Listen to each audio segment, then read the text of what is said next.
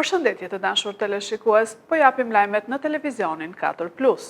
Shqipëria voton nesër në 11 maj, kurse sot, sipas kodit zgjedhor, është heshtje zgjedhore. Në Lushnjë, pas një muaji me aktivitete të shumta elektorale, sot situata është e qetë. Shqipëria voton nesër në 11 maj, kurse sot, sipas kodit zgjedhor, është heshtje zgjedhore. Sot në Lushnjë, pas një muaji me shumë aktivitete elektorale, situata është e qetë, si një fundjavë zakonshme pranvere, me fëmijët dhe të moshuarit që luajnë në park dhe njerëzit që vazhdojnë aktivitetet e tyre të përditshme. Por pavarësisht heshtjes elektorale nga subjektet politike, votimi ditës së nesërme është tema kryesore e bisedave të qytetarëve lushnjar. Partia Demokratike dhe Partia Socialiste mbyllën fushatën mbrëmjen e të premtes me mitingjet e tyre të fundit, socialistët te Parku Olimpik dhe demokratët te Bulevardi i Ri. Mbrëmudhanë edhe mesazhet e fundit politike votuesve. Edi Rama me kartën e antarësimit të Shqipërisë në Bashkimin Evropian, kurse Sali Berisha me programin ku premtohen rritja e pagave dhe pensioneve.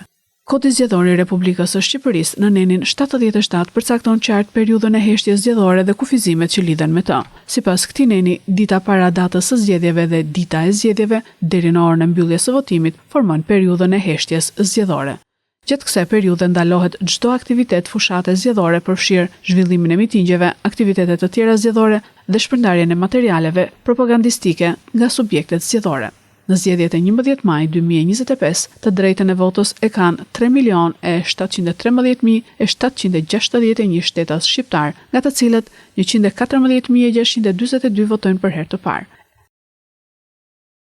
Shpërndarja materialeve zgjedhore ka nisur në të 3 KZ-të e Lushnjës dhe Divjakës, KZ 56 tek Muzeu Historik, KZ 55 tek Shkolla Skënder Libohova dhe KZ 57 në ambientet e Qendrës së Kulturës Divjak.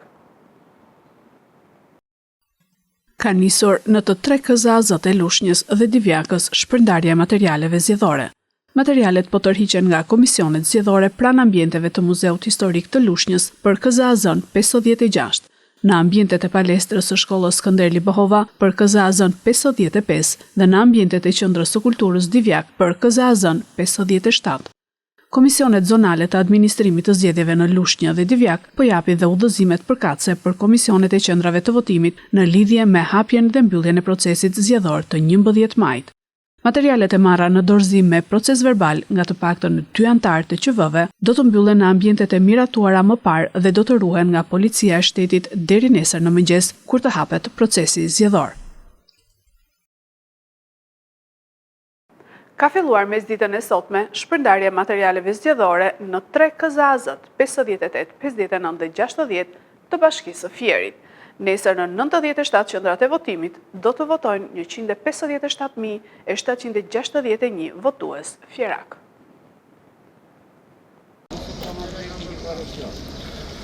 Ka filluar mesditën e sotme shpërndarja e materialeve zgjedhore në 3 KZ-t 58, 59 dhe 60 të Bashkisë së Fierit.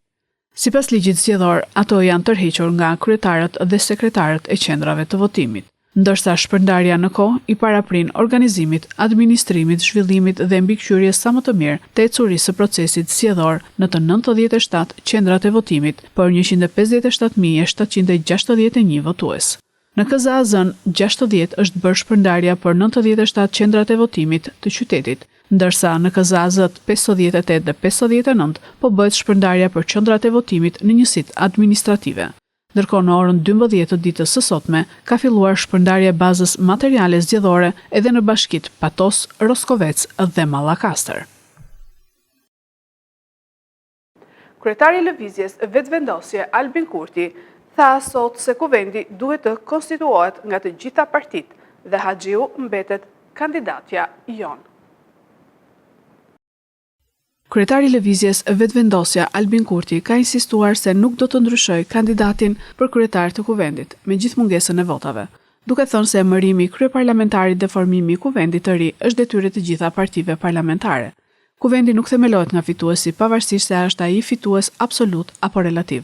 Kuvendi themelohet nga të gjithë dhe bashk, nga vendi i parë së bashku me vendin e dytë, tretë dhe pakicat serbe dhe jo serbe, tha Kurti sot në një mbledhje të Këshillit të Përgjithshëm të partisë. 3 muaj pas zgjedhjeve të 9 shkurtit, Kosova vazhdon të jetë pa kuvend funksional, pasi deputetët kanë dështuar 13 herë radhazi deri tani ta konstituojnë kuvendin e ri. Lëvizja vetëvendosje doli e para duke fituar 48 deputet, 13 më pak se të paktën 61 të nevojshme për të qeverisur e vetme.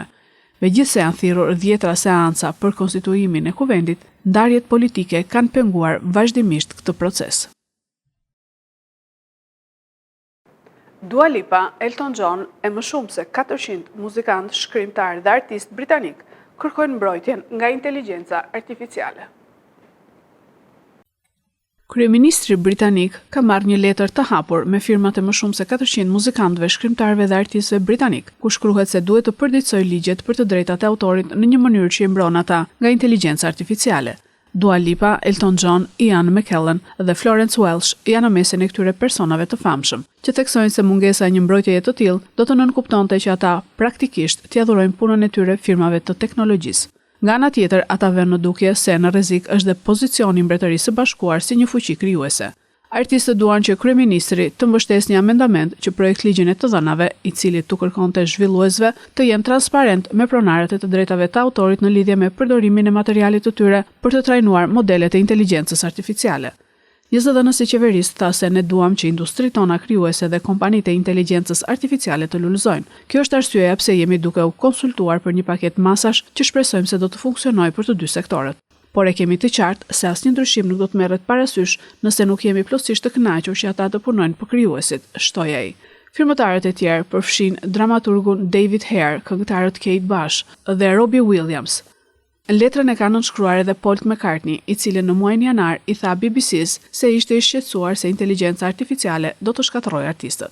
Ne jemi krijues të pasurisë, ne reflektojmë dhe promovojmë histori kombëtare, jemi inovatorët e të ardhmes dhe inteligjenca artificiale ka nevojë për ne, pa sa ka nevojë për energji dhe aftësi kompjuterike, thuhet në letrën në fjalë. Artistët janë të bindur se shqetësimet e tyre mund të marrin zgjidhje, nëse qeveria mbështet një amendament të propozuar nga baronesha Kidron përpara një votimi kyç në dhomën e lordëve të hënën.